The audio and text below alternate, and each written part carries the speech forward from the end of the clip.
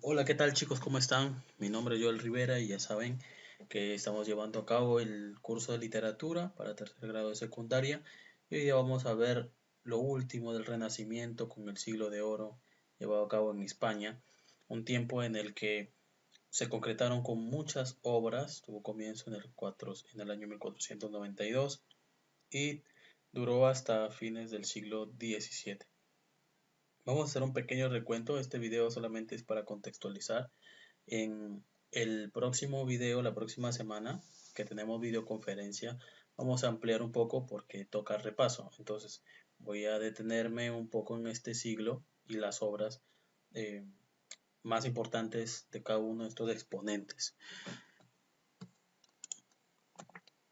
Tenemos el siglo de oro, bueno, tiene comienzo, como bien dice ahí, en el siglo XVI, finaliza en el siglo XVII, a fines. ¿No? El llamado siglo de oro de la literatura española comprende en realidad casi 2 siglos, extendiéndose desde el comienzo del siglo XVI hasta finales del siglo XVII, y constituye la época de mayor gloria de las letras hispanas y uno de los periodos más productivos en la historia universal de las letras. Su inicio coincide con la unificación de España. Les comento que la fijación de la lengua castellana tiene lugar en esta época, el descubrimiento de América, precisamente en el año 1492, cuando Cristóbal Colón, en su tercer viaje, conquista o descubre, en todo caso, tierras americanas, pensando que había llegado a las Indias, y además el influjo del humanismo italiano que ya había tenido lugar por el Renacimiento, ¿no? En Italia surge el humanismo, que ya habíamos visto que era esta tendencia, esta ideología que exaltaba la imagen concreta del ser humano, del hombre, por encima de la de Dios. Se desplaza un poco la figura teocentrista y se convierte en un antropocentrismo por toda Europa. Comienza en Italia, toca después a Francia y posteriormente a España.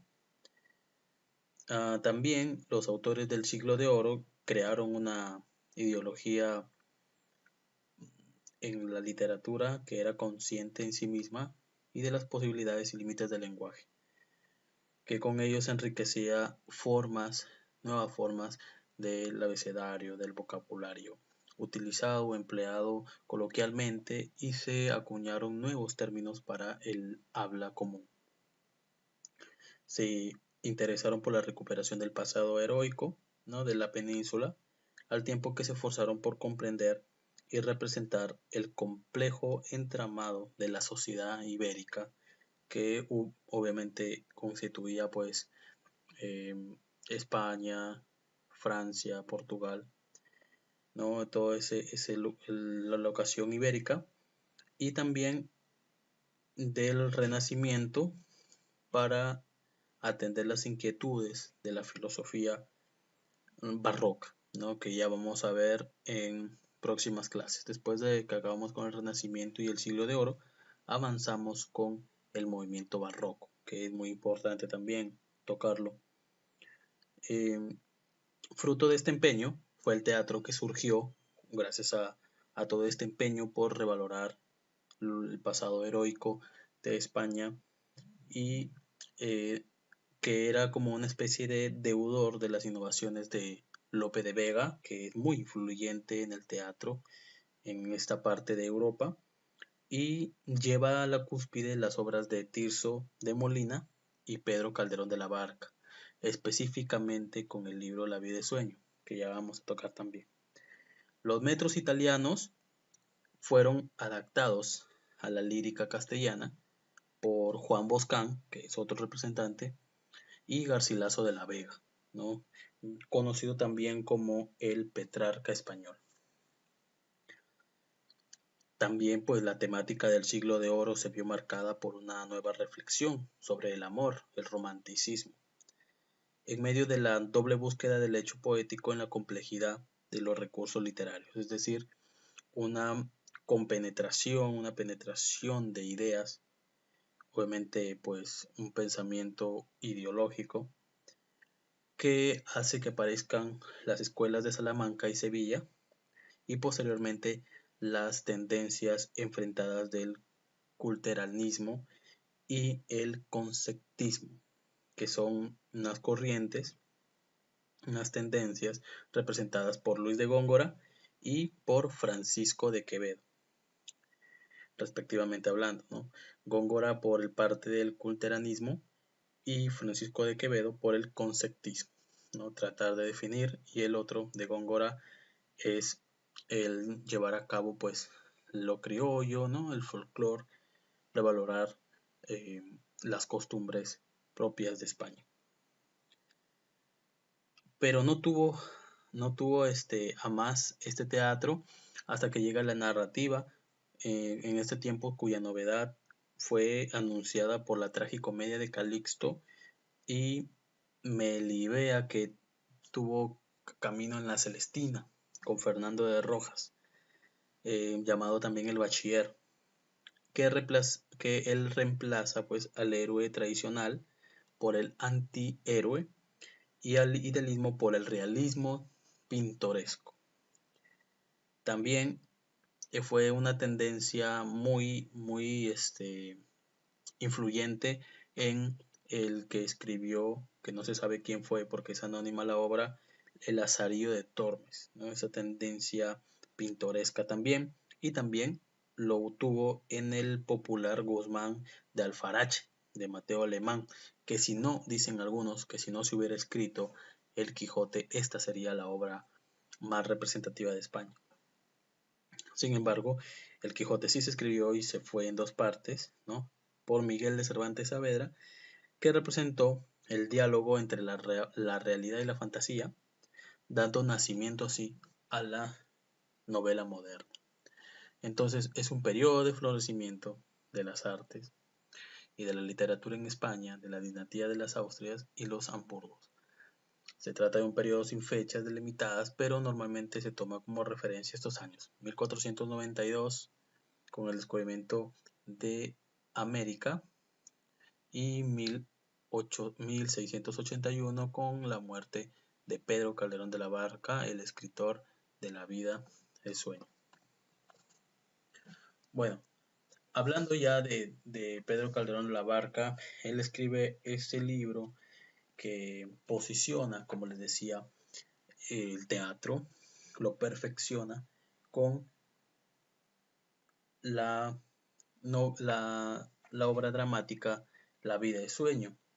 La vida de sueño que voy a hablarles, para avanzar, voy a hablarles de este libro en la próxima videoconferencia. Y más, voy a comentarles de qué trata y qué importancia y cuánto influyó en la literatura.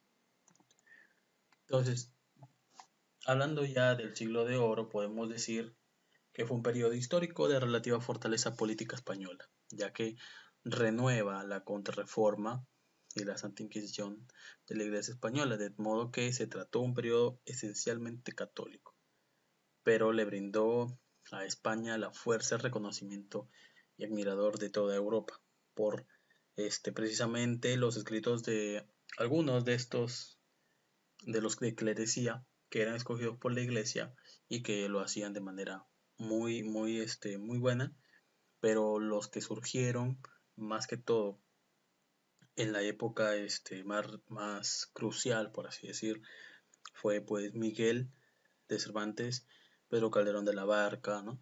Mateo Alemán y, y también Garcilaso de la Vega, y posteriormente pues también con Lope de Vega, que impulsa el teatro. No, es muy importante revalorar estos talentos, pues en la época renacentista del siglo de oro tiene dos partes, principalmente por etapas, ¿no? Hablamos primero del primer renacimiento, con Carlos B, ¿no? Con Carlos V, el primero de España, ¿no? Y él crea pues la escuela italiana, cuyos autores que fortalecen esta idea fue Juan de Boscán, que nació en el año 1492 y murió en el año 1542.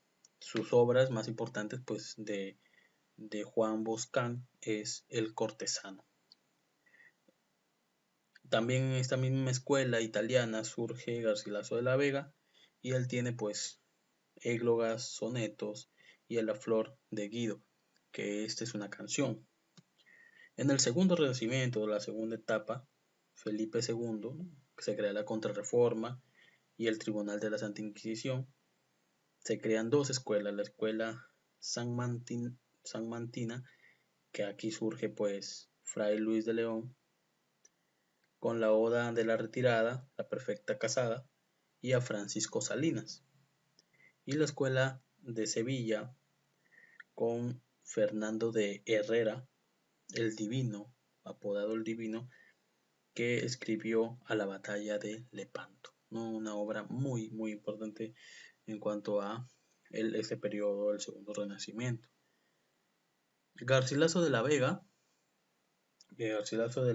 conocido como el Petrarca español, nace en Toledo en el año 1503, muere en Provenza en el año 1536, murió muy joven a la edad de 33 años. Impone en España la influencia italiana, el soneto, la octava real, el terceto, la silva y la lira.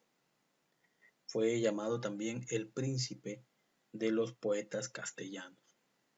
Su poesía se publica póstumamente, es decir, cuando muere, después de haber muerto, tenía unos años ya muerto, 6 años, y en el año 1543 publican sus obras junto a las de Boscán, y crea una controversia y crea un impulso nuevo en la literatura. Los temas de sus obras son el amor, ¿no? la mujer, la belleza, la naturaleza. Escribe unas odas extraordinarias. Y pues el amor y a la mujer que más impacta en sus obras, a las que le sirve como moza inspiradora, es Isabel Freire, ¿no? Que fue su amor imposible y la inspiradora de su gran poesía. Tiene dos elegías que son cantos al dolor, canciones que son muy rítmicas, la epístola a Boscán, que es correspondencia con este poeta, y sonetos, tiene 38 en total. Entonces, aquí, bueno, el término fue acuñado por Luis José Velázquez, el marqués de Valdeflores. Era un erudito anticuario del siglo XVIII y lo utilizó por primera vez en su estudio que le puso como nombre Orígenes de la Poesía Castellana, y él pone este término para referirse al siglo del año 1492 al año 1592, pero después se incluyen los años posteriores hasta el año 1681. Normalmente se considera la publicación de la gramática castellana de 1492, así como la llegada de Colón al Nuevo Mundo y el término de la Reconquista Española como los eventos que dan inicio, ¿no? Son los que posiblemente hayan dado inicio al siglo de oro, ¿no? Y como posteriores, o sea, como que marcan ya el fin de el periodo del siglo de oro, pues la muerte de Pedro de la Barca, que fue muy influyente con su obra La vida de sueño, y los eventos de la firma del tratado entre España y Francia del 59. Ahora, había una tendencia aquí, ciertamente, la novela pintoresca, marcada por los pícaros, es decir, los jóvenes taimados, pobres. Taimado quiere decir despreocupado, disimulado, ¿no? Pintoresco, que hacían la vida aprovechándose de los demás y de su ingenio, ¿no? Por ejemplo, el Lazarillo de Tormes, alguien que tiene que valérselas porque la injusticia y sus amos, porque era un criado pequeño, eh, le acometían con hambre y con sed, ¿no? Y lo obligaban a hacer trabajos que forzaban mucho su cuerpo mientras que no recibía nada a cambio, ¿no? Y aquí surge en este siglo la tendencia a hacer novela pintoresca, ¿no? Ahí tenemos al Lazarillo de Tormes, ¿no? Que tiene como autor anónimo pero su título original es La vida de Lazarillo de Tormes y de sus fortunas y adversidades, cuya publicación fue en el año 1554 en Burgos, Ambares y Alcalá. No apareció inmediatamente en estas tres ciudades. Las primeras ediciones traían el nombre del autor, es muy importante saber esto, y en otras posteriores y durante otro largo tiempo se les puso el de Diego Hurtado de Mendoza. Otros señalaban a Fray Juan de Ortega, a otros a Juan Vázquez, a Cristóbal de Villalón también, o al tal Lope de Rueda. Pero estos argumentos respecto a la novela no son convenientes porque al final y al cabo fue considerada anónima. ¿Cuál es la importancia de Lazarillo de Tormes y de la novela pintoresca? Pues es que es la más notable, la más antigua novela pintoresca de España y el más lejano antecedente de la novela moderna como se conoce ahora, de costumbrista, y el punto de partida fue el realismo de la novela española, satirizando la sociedad de ese tiempo. Después tenemos la poesía ascética o mística, ¿no? En la que decía tener un contexto religioso, ¿no? Principalmente católico, y también la sátira, ¿no? La sátira movida en la dramaturgia, la burla del clasicismo y, y la sociedad de ese tiempo. Y la comedia, impulsada por el teatro, como uno de los grandes ganadores del siglo de oro con más de 400 obras compuestas, ¿no? Que pasarían a la historia y que influirían también en posteriores continentes, como también el nuestro en América, ¿no? Entonces, chicos, esto, bueno, hay más información que les quería compartir, ¿no? Como los representantes, pero voy a quedarme hasta ahí para la próxima semana. Ya cumplimos los 15 minutos. La próxima semana que yo les haga la videoconferencia, vamos a repasar este siglo de oro a profundidad en nuestros 45 minutos que tenemos de clase. Listo, chicos, conmigo será hasta la próxima oportunidad. Cuídense mucho, ha sido un placer. Bye bye.